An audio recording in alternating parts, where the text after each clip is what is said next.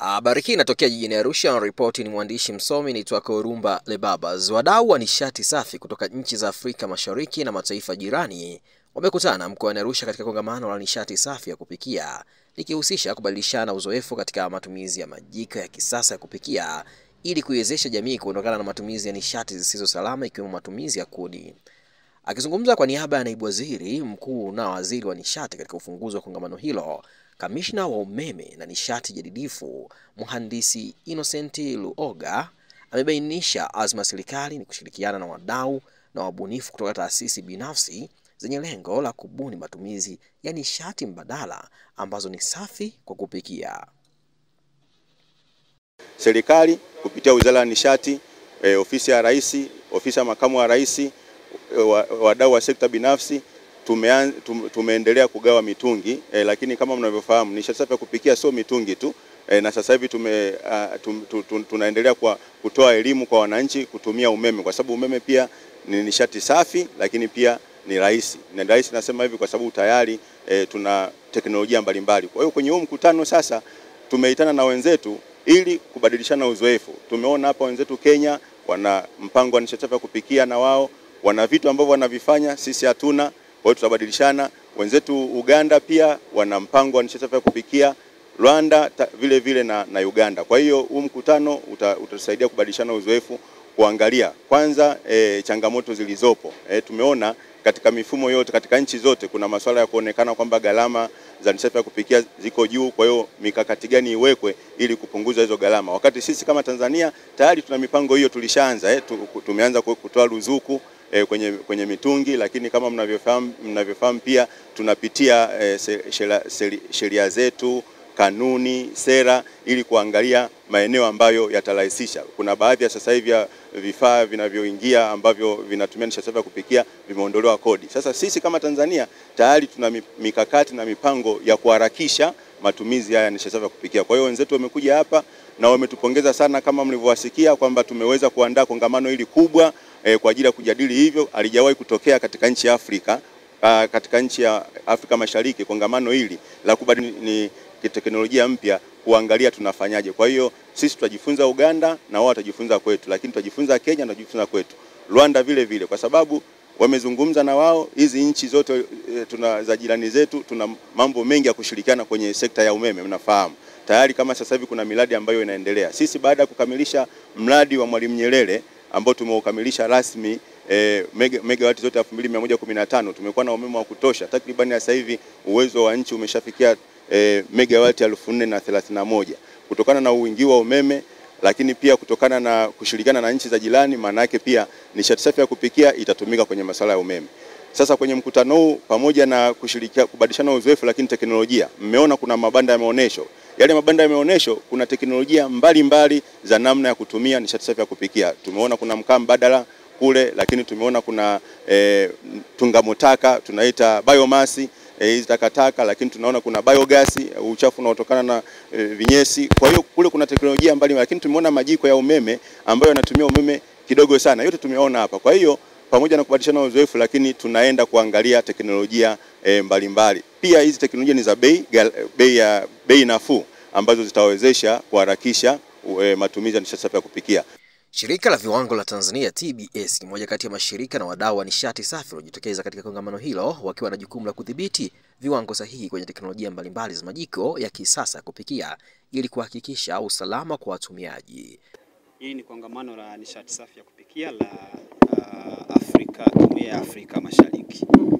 Sasa miongoni mwa yanayojadiliwa kikubwa ni kuaccelerate ile adoption ya clean cooking solutions. Na sisi sasa kama TBS ambao ni moja wapo ya wadau wakubwa hapa nchini, tumekuja hapa kushiriki na wadau wenzetu, lakini kikubwa ni kwamba kwa context ya standard. Kama unavyojua serikali ya Tanzania ina nia ya kuhakikisha ifikapo mwaka 2034 Watanzania 80% wanafikiwa na nishati safi ya kupikia.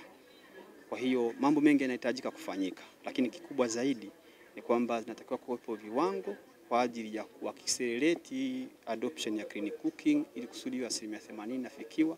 Lakini pia sasa wakati tunaenda kwenye hiyo 80%, tuhakikisha hamna kinachoharibika, kwa maana kwamba mtumiaji abaki akiwa salama, mazingira ya baka akiwa salama, lakini pia pale kile kitu ambacho mtumiaji pale kile kitu ambacho kiko kwa mujibu wa viwango. Nitatoa mfano mmoja. Mtu anaweza, nafikiri tumeona teknolojia mbalimbali za majiko ya kupikia hapa. Sasa mojawapo ya requirement ya matakwa ya viwango ni kwamba manufacturer aseme ni kwa namna gani yale majiko yana perform. Sasa anaweza akaja akasema hili pengine efficiency yake ni 90%. Sasa kama TBS hajasimama kumwambia yule mtu kama ni 80%, ni rahisi sana huyu mtu kudanganya. Kwa sasa TBS tunaingiaje? Tunakuja kuhakikisha kwamba huyu mtu aliyeambiwa huyu unalinunua ni 80% efficiency. TBS yupo hapa kuhakikisha kwamba hapana ni 80, hivyo atahakikisha anachokisema manufacturer ni sahihi, hivyo ni 80%. Kwa hiyo ndicho kilichotuleta hapa kwa ujumla wake. Na kama ukijaribu kuangalia sasa, tumefanya mambo mengi pale ofisini.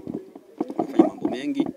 Tumeandaa standard za kwa ajili ya kuhakikisha sasa wakati tuna move kuelekea kwenye 80%, hivyo viwango vitumike kwa ajili kama nilivyozungumza kwamba kuwalinda hawa watu na tuweze kuaccelerate adoption moja kwa moja.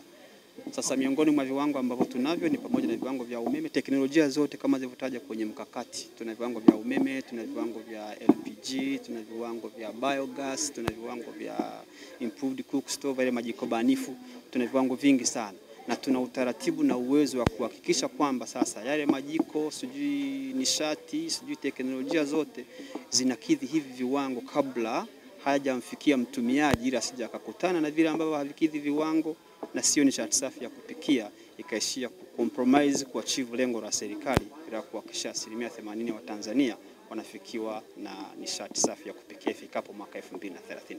Kwa hiyo tuko hapa kwenye kongamano la nishati safi ya kupikia tukiwa tumeletwa na mradi wetu kinara unaitwa Cook Fund. Cook Fund ni mfuko wa nishati safi ya kupikia ambao tunafanya na serikali ya Tanzania kupitia Wizara ya Nishati, lakini chini ya ufadhili wa Umoja wa Ulaya.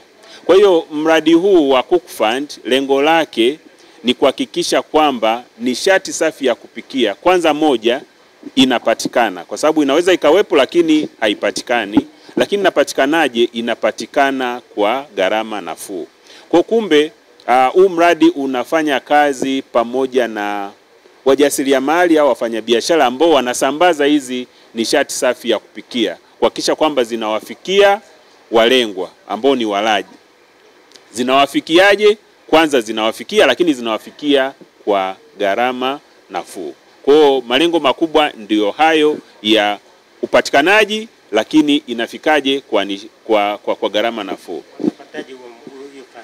Watapataje? Kikawaida huwa